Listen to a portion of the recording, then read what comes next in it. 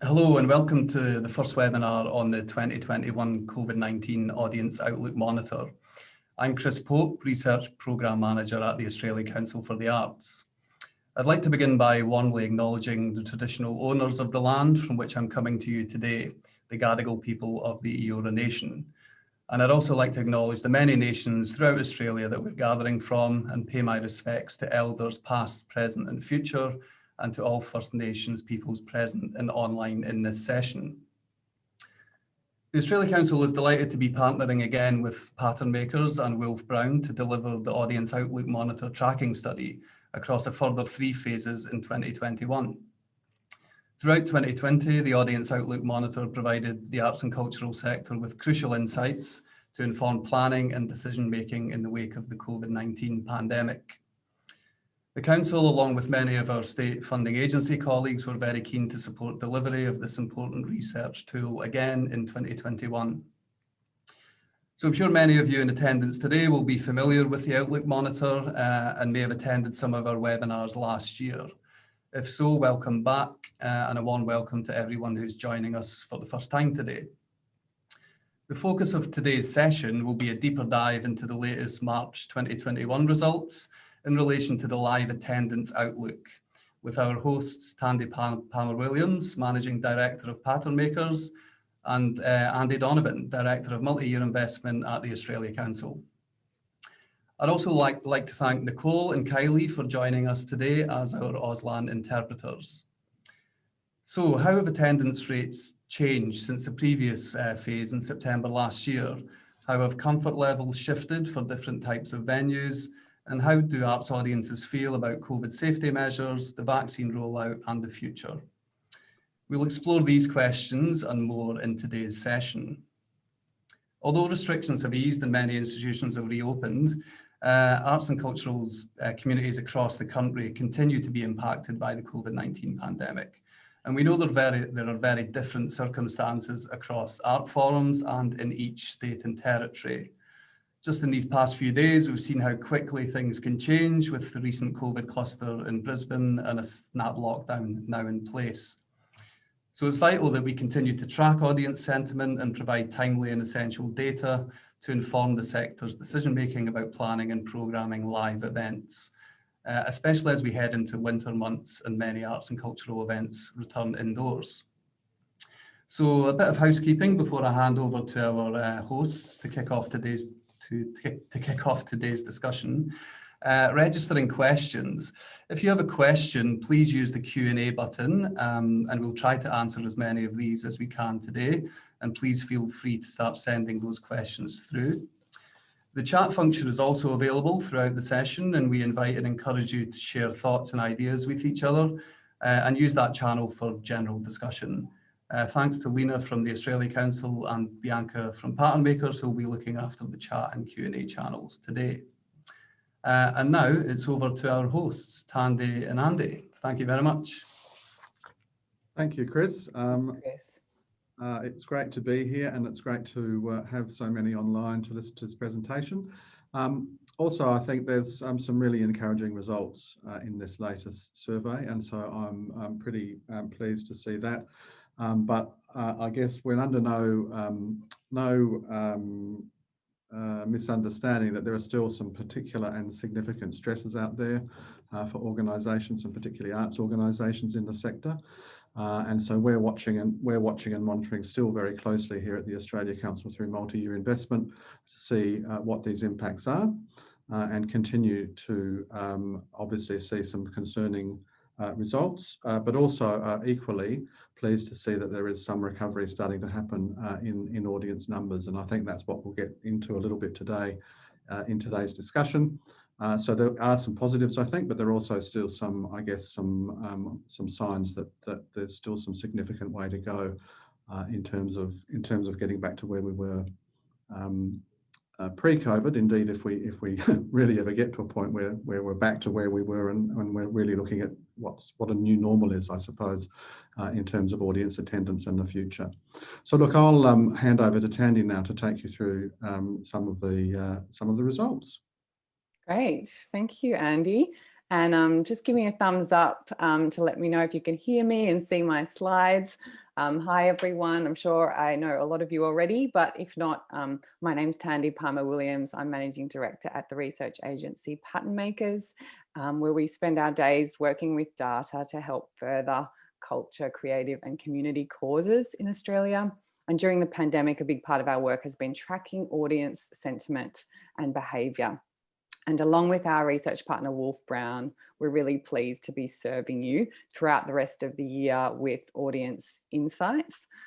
Before we get into the data today, obviously, I want to add my acknowledgement to the traditional owners, in particular, the Guringai people and the Gadigal lands where Patternmakers is based and where I am based. And if you'd like to introduce yourself in the chat, please do, so we know where you are, you're from. We've actually got a poll that I'm going to show on screen now that the Australia Council has prepared, just to get a sense of where you're at, what role you play, and how things are going for you at the moment. So please do fill in those polls so we can get a sense of you. And please feel free to share in the chat the country that you're on today. And if there's anything in particular you want to get out of this session, please do share away that. There's a couple of times I really want to draw on your insight and experience as well. So please be ready to contribute. It makes for a much better session for everyone involved.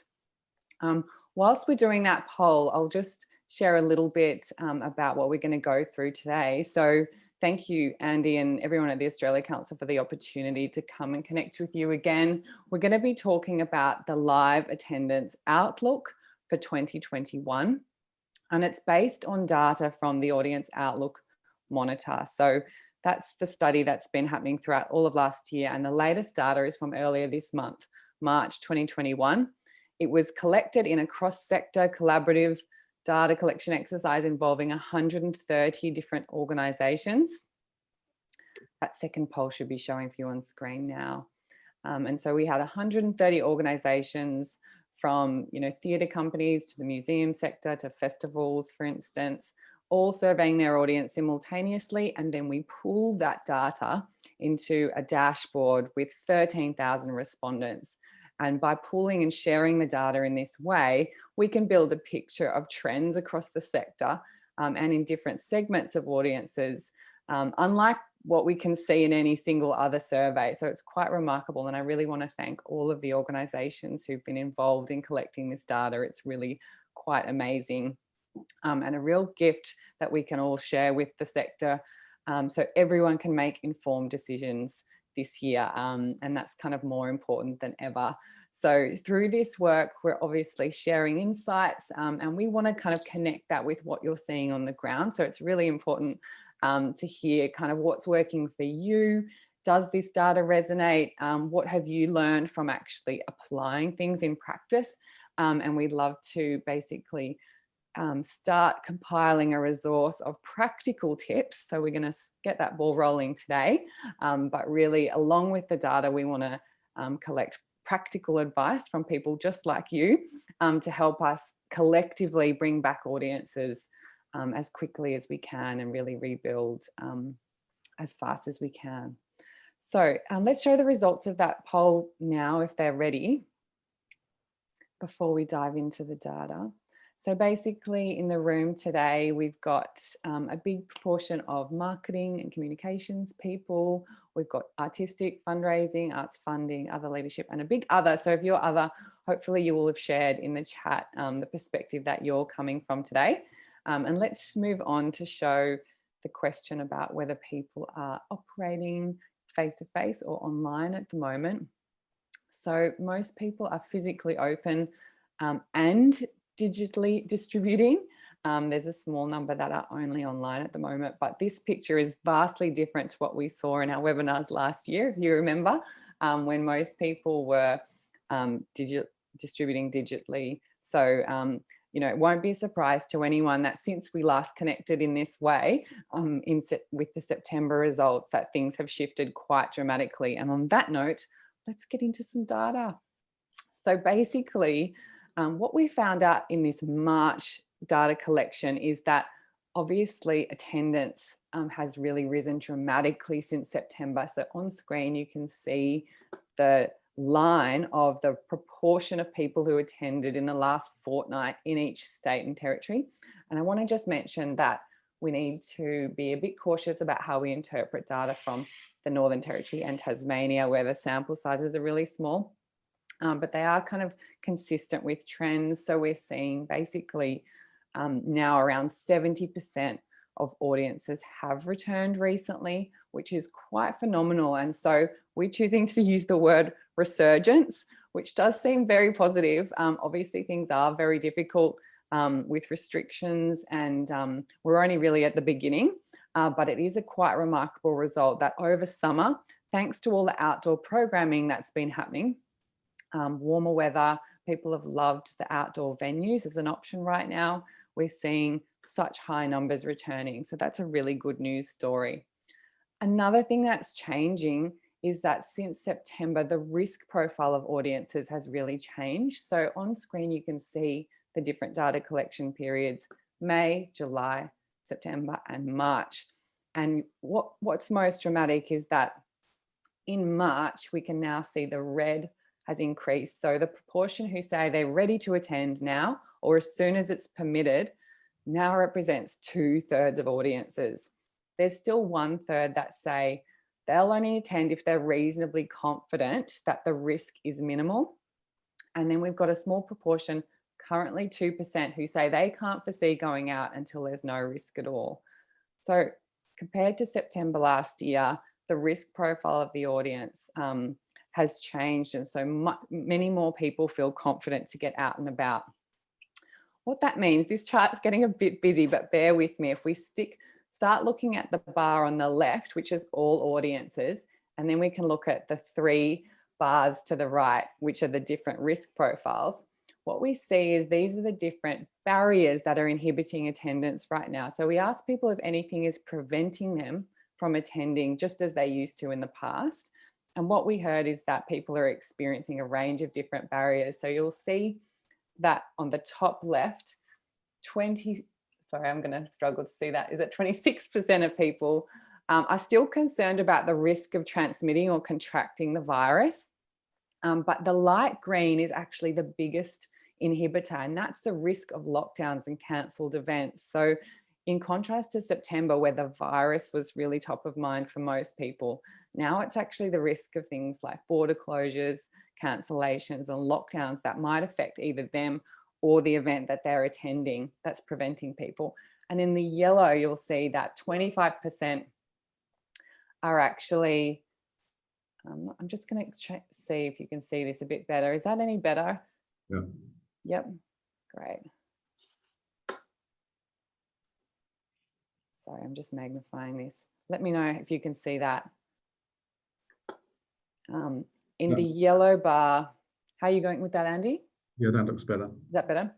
In the yellow bar, 25% of people are actually reporting that there's not as many options available.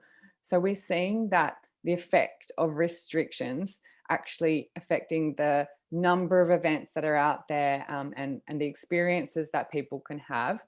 And the risk of lockdowns is actually the biggest inhibitors to rebuilding attendance right now, although the virus still is top of mind for about 1/4 of audiences.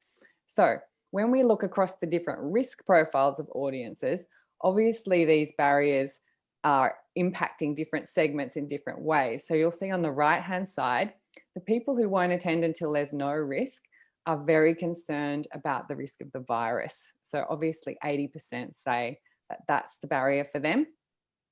In the middle group, the group that are happy to attend if the risk is minimal, we see that the virus is one of the factors, but also the risk of lockdowns and cancelled events. So that's what they're worried about. And then the group that are ready to attend as soon as permitted, they're more worried about things like that, the fact that there's not as many options available, that lockdowns could affect them, that things are booking out too quickly, for instance. So it's very different depending on your risk profile, what you're worried about. But what we can conclude is basically that the barriers to attendance right now are multifaceted, and we're going to have to be working in a range of different ways to rebuild. So When it comes to spending, what we're seeing is that people are spending more on tickets than they were in September, quite dramatically. What we can see in the dark green on the left-hand side is that the proportion who aren't spending anything has really shrunk since September. And on the right-hand side, the proportion that are spending over $100 on tickets in the last fortnight has increased to 30%, which is quite remarkable. Again, a big upswing in the last few months, thanks to all of those summer events, festivals, outdoor events, which is fantastic. And we'll expect this to continue. However, when we ask people about the next 12 months and how they think their overall spending will compare to the past, about 3 in 10 say that they don't expect they'll attend as much as they used to. So we know that the kind of full economic recovery is still quite a way off. And a really big challenge for us is not just rebuilding attendance, but rebuilding spending. And so when we're talking about rebuilding and engaging audiences, we have to be thinking about both attendance and spending. So I'm going to share some tips now and then throw to Andy. And I'd love it if this sparks anything for you. I want to share your tips in the chat, please. But some of the tips we think for rebuilding the market is that where the quantity of events we can offer is limited, it's important to be thinking about the quality of those events. So people are ready to spend, and the financial outlook actually isn't as stormy as it looked in September. Late last year, we did have the economic concerns about, and a lot of people were concerned about the economic outlook. That has dissipated somewhat. And so fewer people are reporting financial constraints right now. So we think that people are ready to spend, but that there's not as many options available. So where the options are available, we want to think about improving the quality of those events and making sure there's ways for people to spend their cultural dollar. The second thing is that audiences are craving atmosphere. I know I can relate to this because of social distancing, and we've all been staring at our own four walls for many months. People want to get out there, and what they're looking for is that genuine vibe, which is quite hard to achieve with social distancing. So we think it's worth kind of trying to get even more creative than usual with things like music or lighting at events, and helping really create that atmosphere, which might feel a little bit different due to social distancing and capacity limitations. And lastly, we think it's important with all the uncertainty, but people want to get out there and are really excited and they want to spend, but there's just not always those options available. So we think it's important to be thinking about, ways for people to commit and spend their money today. So either if that's booking ahead, how can we reassure them with ticketing policies and refunds, or provide offers for points in the future where they feel confident that things are going to allow them to attend. Andy, any thoughts so far on rebuilding the market, or what strikes you kind of about the challenge of this time? Look, this certainly reflects what we've been hearing from organisations, and I think probably the biggest challenge for organisations is that spectrum of attendance and that attitude towards attendance is quite broad now. So I think it is causing some difficulty in terms of how organisations project things like box office income or income from ticket sales, because it's just so uncertain how audiences are responding. So certainly those tips for rebuilding the market are really important. I certainly can attest to the fact that going to a few live events in the last few weeks, there is a genuine excitement among the audience to be back in theatres and back in auditoriums and seeing work again. So I think that is probably the biggest selling point that a lot of organisations have now, is that there is that kind of real excitement among audiences to want to get back into theatres and want to see work. And I think anything that companies can do to sort of take advantage of that kind of energy is Absolutely. really... Yeah, some of the messages that we're observing and that resonate with audiences are things like, getting back out there after you haven't had much going on, or treating yourself or spoiling yourself after a difficult time. Obviously supporting the activities and the events and the artists that you care about. So all of these things are really resonating, and people are eager to kind of get their fun stuff back on track. One of the things I'll just mention is that in the case of lockdowns, like we're seeing in Brisbane at the moment, you'll see back to this chart about the risk profile. Where there's an outbreak, we see people become a little bit more risk averse. So what we can expect to see somewhere like Brisbane happening right now is that more people are going to be thinking, I'll just wait and see. And so they'll revert into this pink category, depending on how large an outbreak is and how it starts to affect people. So we'd see, for instance, if the numbers got back up to where they were in Victoria in winter last year, we'd see it revert much more back to that picture where kind of 2/3 are that in that moderate risk profile group, where they'll only attend if they think the risk's minimal. So we do see quite dramatic shifts in audience sentiment as soon as there's even a single virus case. But there is a big group out there who are a lot more relaxed than usual. And I think the key is kind of balancing their needs. So I'll move on to talk about some of that now. Basically, we found that overall, almost all audiences, so 87% of audience are actually satisfied with COVID safety at arts and cultural events, which is extraordinary. We know that audiences have a great deal of confidence in cultural venues, whether that be a museum or a theatre or a festival. They're really seeing them as some of the most safe places that they can visit in the community relative to things like gyms or public transport, that kind of thing.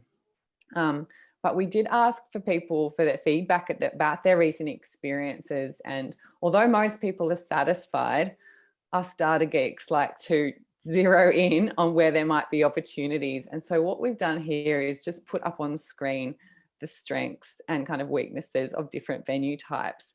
What we asked audiences to do is to rate their satisfaction with different aspects of COVID safe plans. And we found things like, you know, at a museum or gallery, a live show or performance, and a fair or festival, that social distancing is a key thing that potentially could be improved. Now, most people are satisfied, but that's the thing that kind of could be improved if there was going to be something. At cinemas and film festivals, it's communication of COVID safe measures, and at artist talk or lectures, limits on capacity. So I just wanted to mention those things as potential areas for improvement.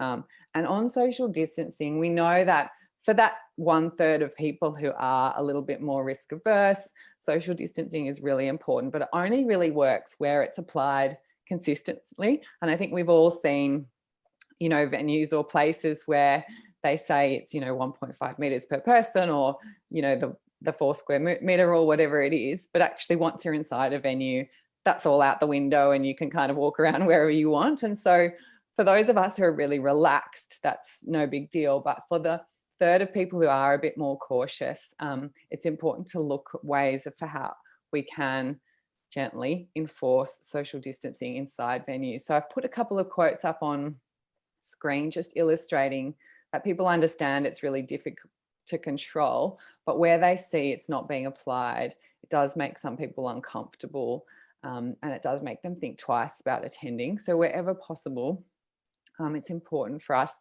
to look after that 1/3 of people and balance their needs with the 2/3 who are really relaxed and probably don't even notice that they're edging up against someone in a crowd, and look at ways for us to kind of enforce that social distancing as much as possible, because it's really key to rebuilding that confidence. In terms of capacities, obviously many of us are working with capacity limitations, and you know, it's great news that where we can start offering events at 100% capacity again. But one thing we will just mention is that as capacities increase to 100%, we are likely to see some segments start to feel less comfortable about attending. So it's this balance that as capacities go from, you know, 50% on the left, where almost everyone's comfortable, to 100% on the right, we see just half of people are comfortable. That, you know, the more events we have at 100% capacity, we're basically risking the fact that 50% of audiences might not feel comfortable to attend, which is quite serious, isn't it? So obviously we have masks, and mask policies is one of the levers we can pull to help increase comfort. And what we asked people is, at an event of 75% capacity or 100% capacity, if masks were mandatory, would that change your answer? And some people said yes. If masks were mandatory, yes, I would feel comfortable. And so we can see that with mandatory mask policies, the proportion that are comfortable does increase, particularly at 100% capacity. So we will see those policies used in places by public health officials to help increase that comfort. I want to just mention though that mask policies have this kind of a few things going on. I'll just show on the next slide a couple of quotes. So for instance, some people say, I'll read you this second quote. I felt very safe. They were talking about a recent experience at a festival, albeit wearing a mask was uncomfortable, which is why I would opt for open amphitheatres as my first preference. Based on what I've heard, this is the safe option if you do not wish to wear a mask. So we're seeing some people, if there is a mandatory mask policy, whilst yes, that improves comfort, some people might actually opt to do something else that didn't require a mask. So it's kind of a little bit of a double-edged sword. They do make a bigger proportion of the audience comfortable, but some people prefer activities that don't require them. And so it's something to just keep an eye on. However, I think in terms of capacity constraints, there is potentially a situation where, depending on your situation and what's right for your audience, you might choose to restrict capacity to make audiences feel comfortable if that's right for you. So I just wanted to share some tips for COVID safe experiences now. And Andy, I'd love to get your thoughts on this. Number one is communicating a COVID safe plan. We're all doing that, but I think the key is to try and communicate what it means for audience members. One thing I haven't shown you a lot of data about is that there's some confusion among audience members about how things actually affect their experience. What will they be required to do? How they need to adapt what they normally do to comply with the policy. So really explaining what it means for people. Obviously address any weak areas and use staff and signage inside our venues to reinforce guidelines.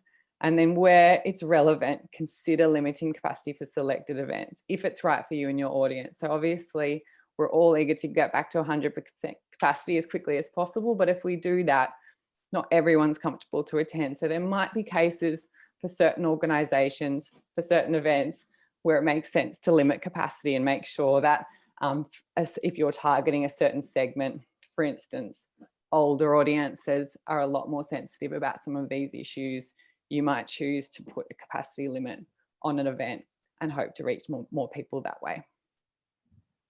Andy, what do you think? Andy? Look, I agree with all of that, and I think particularly around signage, and I think signage has been really important in terms of making people feel safe as they go into spaces. But I think there's also a really important point around signage, that what goes on in the space needs to reflect what the signage is instructing and asking people to do. So I think where there's some dissonance between the COVID safe requirements of the venue and then what's going on inside the venue, I think that's where you get a lot of anxiety from people. And also, I think I've been in a couple of venues where the signage doesn't actually reflect what the COVID procedures are in the venue. So there's also that sort of confusion. I see the best examples are when an email is sent prior to attendance that gives you that sense of what to expect when you go to the venue, what you'll be required to do. I think those are really important communication tools for audiences, for them to understand what's expected of them. Now, I know not everyone's going to read an email in a great deal of detail, but I think most people do in this situation, because they sort of want to understand how the venue is, how they need to behave in the venue and what's expected of them as far as COVID safe goes. We're seeing a number of organisations now also, particularly in New South Wales, going up to 100% capacity. And those venues are at 100% capacity with people wearing masks. And I think it's been, I think it's been pleasing to see that in general, most people are willing to don the mask and sit through the performance with the mask on. And I think that does lead to audience members feeling particularly safe. One thing we are seeing is where the demographic for an organisation has an older audience, those ticket sales aren't recovering as well as more general audiences. So that's just something to be aware of. I still think there's the older audience members are still reluctant, I suppose, or have bigger concerns about coming back to spaces to see work. I think you're absolutely right, Andy. Certainly in the data, we're seeing some stronger age-related trends in this month than we have in the past. Certainly, and in some art forms, that's really apparent. We know that, for instance, in contemporary music and festivals, more people are in that ready to attend, relaxed category, whereas some other art forms, people are in that more moderate risk tolerance, a little bit more cautious. So depending on your art form and your organisation, it's probably going to be very different. But yeah, I think anything we can do, and there's some good tips and ideas actually in the chat at the moment. And if you've got a tip about how you're enforcing social distancing in an appropriate way, I'd really love to hear that. I think that's a challenge many of us share, is how to enforce it without kind of impinging on the experience of an event. So keep your tips coming. They're excellent. Thank you so much, Linda, Jerry and Abby, for sharing, and Suzanne. Really appreciate your questions, and hopefully we'll have some time for discussion. I want to move on to just talk a little bit about marketing. So one of the trends that we're seeing that we picked up in the National Snapshot Report, and Bianca, my colleague, can share a link to that report if you haven't yet read it. But that lead times for buying tickets are obviously shorter. So in September last year, we noticed that 50% of people who were buying a ticket were doing it for that later that same month. In March, we started measuring people who are doing it literally for the next week or later in the month, and we found that is very common. People are waiting until just a couple of weeks out or even a few days out to buy a ticket. So there's that spontaneous activity. But I will also mention that we're going to show some results around subscriptions, which is a really interesting trend. Subscription sales are actually going pretty well at the moment. So there's both that subscribing for ahead, where people have confidence that among their subscription packet, they're going to get that value.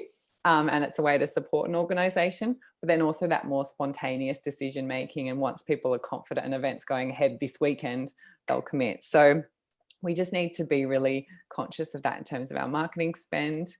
In terms of the communication topics that audience are interested to, I've just popped the data on screen about the COVID topics that are most important to audiences. And you'll notice the top three are check-in procedures and contact tracing, disinfection, which is obviously something that's not visible to everyone, and social distancing. And then obviously ticketing policies is also another important one. But I will mention that there's some interesting age trends in relation to this. So this is that same data now stacked by age. So what we can see is that among the kind of 75 plus age group, check-in procedures are really important. That's the yellow. In the pink, we've got the quality of the ventilation system, which as we go into winter is going to really be more important for indoor venues. So that's something that older audiences are really concerned about in terms of air conditioning and how that flows around the venue. When we look at younger audiences at the bottom, we can see that in the dark blue, disinfection is a much more important topic for them. And in the red, ticketing policy. So what will happen if there's a lockdown? Now, this is because these younger age groups are much more in that ready to go, I'm ready to attend, I'm ready to spend, I want to get out there. Can there please be more on right now? So they're frankly more worried about, okay, what will happen if I buy a ticket and I don't get to go, kind of thing. So some interesting age-related trends that we can be picking up on in our marketing. So tips: promote the COVID safety topics your audience care most about when you're communicating a ticketing offer, for instance, and again, before attending.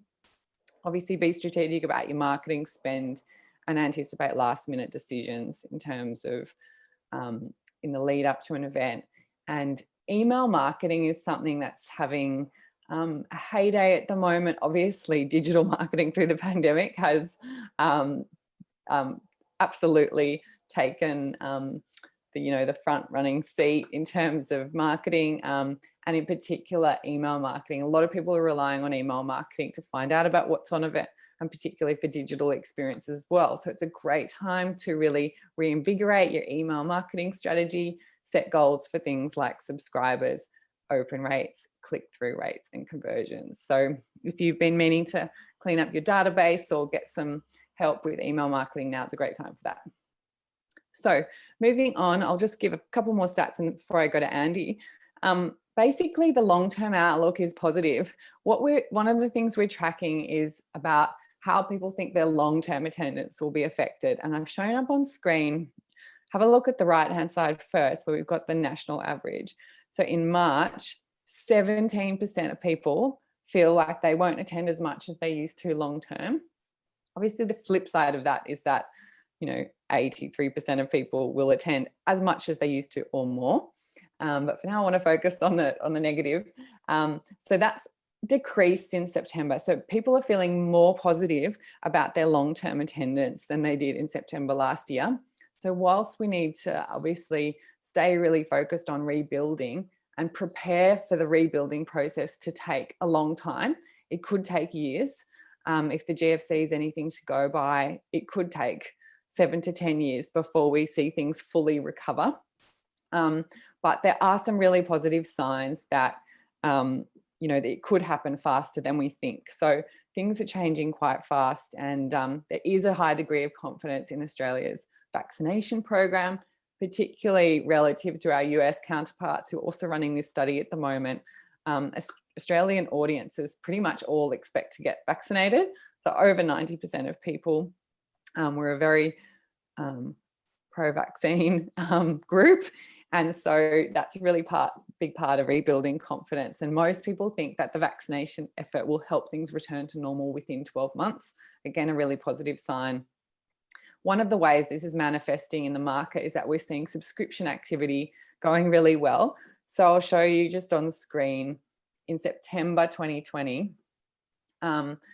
the results around subscriptions, and they're looking really good for 2021, much higher than we expected. And when we ask people if they expect to renew next year, in September, 70% of people said yes. In March, that's 90%. So we're seeing subscription sales going quite well at several organisations, and I think it's looking really positive again for 2022.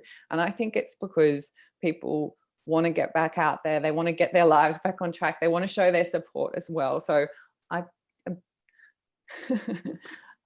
don't take my word for it, but I think subscriptions are having a bit of a moment. And if it's right for you, I think definitely thinking about your offer there. Obviously, subscriptions are very age sensitive, so they're really popular in older demographics and certain art forms, and much less in younger demographics. So obviously, you'll be choosing your targets accordingly. But certainly, I think there's a potential for them to have a greater relevance this year, and looking really positive for 2022. So tips for strategic planning. And then Andy, I'm dying to hear what you think about this, but basically winter could be challenging. As we return indoors, people are a little bit more cautious about attending. So I think it's wise for us to prepare for things to get worse before they get better. That may not actually happen. Things may continue to get better in a linear fashion, and I hope that they do, but I think we should prepare for winter to be a bit harder. But the outlook for live attendance in summer and next year is positive.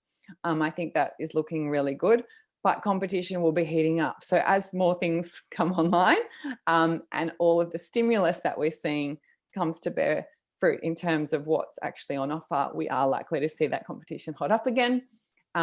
And lastly, as I mentioned, I think if subscription or memberships are right for you, it could be a good time to refresh that offer, or think about if that's a core part of your business, how you could be extending offers into, say, the younger market or the family market where subscriptions aren't as popular at the moment. So Andy, any thoughts on that?